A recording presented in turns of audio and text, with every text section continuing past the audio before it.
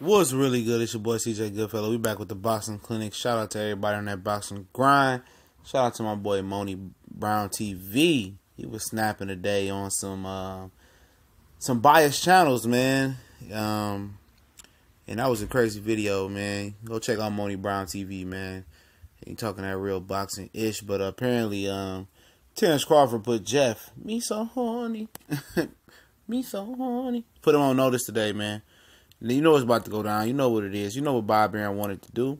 Bob Arum wanted to get that title out of Pacquiao's hand. Sent him to Australia to get robbed, blindfolded, and sent him home naked, like Rico did, old boy, and paid him full. And it is what it is. Now Jeff Horn got to pay the piper. He got to go see Terence Crawford.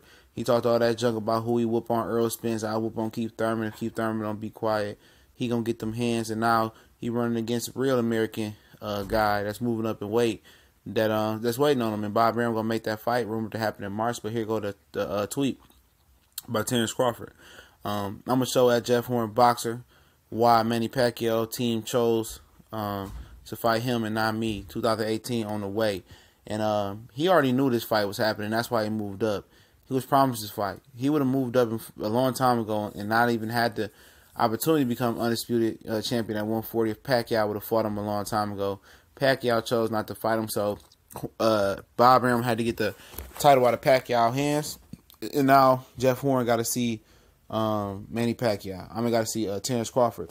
Because the WBO rules is if you're a champion at one weight class, when you move up to the next one, you automatically the mandatory to the number one, to the champion. So Bob Arum knew their rules. Bob Arum works closely with the WBO. And Terence Crawford knew, that he was gonna get this Jeff Horn fight. Jeff Horn his team had to know this was gonna happen. They trying to, make fights with Anthony Mundine. They trying to make fights with Conor McGregor, any and everybody. And I wouldn't be surprised if Jeff Horn dropped that belt and didn't even fight Terence Crawford. You know what I'm saying? But I think he will. I think it's a good test for Terence Crawford. See where his power is. See where his physical ability is at 147. If he stops Jeff Horn, at 147, I think, he's in the upper echelon of fighters in the welterweight division, jumping Danny Garcia and Sean Porter for sure. And he really able to stop Jeff Horn, who got a real good chin. I seen him get bombed on by Randall Bailey and Pacquiao. I think he's gonna have a pretty enough firepower to compete with Keith Thurman, Earl Spence, and those type of guys.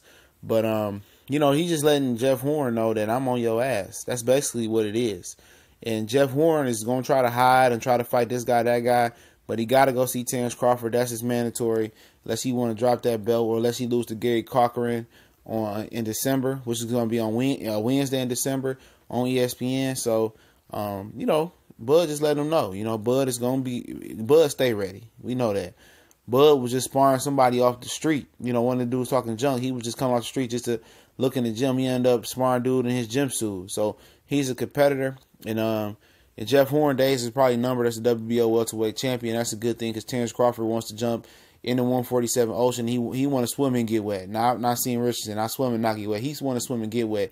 He really wants to fight the upper echelon welterweights, unlike Jeff Horn and Manny Pacquiao, who didn't want to do that. So it's going to spice up the division, and I foresee us having one champion, one lineal undisputed champion at 147 in the next 2 years probably. And, it's exciting. It's very exciting. Could Jeff Horn beat Terence Crawford? Possibly. I doubt it. But we've seen crazier things happen in sports. Injuries do happen. Lucky punches do happen. It does happen. A lot of people talk, I seen Black Fight Fan do a video said, why do Terence Crawford don't have to go to Australia? Terence Crawford doesn't have to go to Australia. He won't go to Australia to fight Jeff Horn. It's going to happen in Vegas. They want to happen in Vegas in America somewhere. And the only reason Pacquiao went over to Australia is because they wanted to rob Pacquiao that belt. Pacquiao didn't want to do what Top Rank wanted him to do, and that contract was coming up. And they wanted him to pass the torch to Terence Crawford and fight Terence Crawford and make him the crossover star. Pacquiao said he wanted more money and he declined the fight. So they sent him to Australia to get robbed. He thinking it was an easy fight. They know Pacquiao not training hard no more. Jeff Horn trained hard enough to survive the 9th round and come away with the victory. And that was the Top Rank's whole plan the whole time. It was mission to go over there and get the belt out of Manny Pacquiao's hand and get it to Terence Crawford. Now it's time for Jeff Horn to pay Top Rank back by making one last payday with him and giving the WBO belt back to giving it to Terence Crawford in the welterweight division, and that's the thing, you know. Now, when he's got a belt at welterweight, he's able to have some type of leverage in negotiations with the rest of the champions at 147. So we'll see how it play out. Jeff Horn knows his day's number. His team knows his day's number. But you know, we see what Bud do. You know, Bud just tapping him on the shoulder, looking on the shoulder, letting him know we here, bro, and we're not gonna give up, and not gonna stop till we get that belt.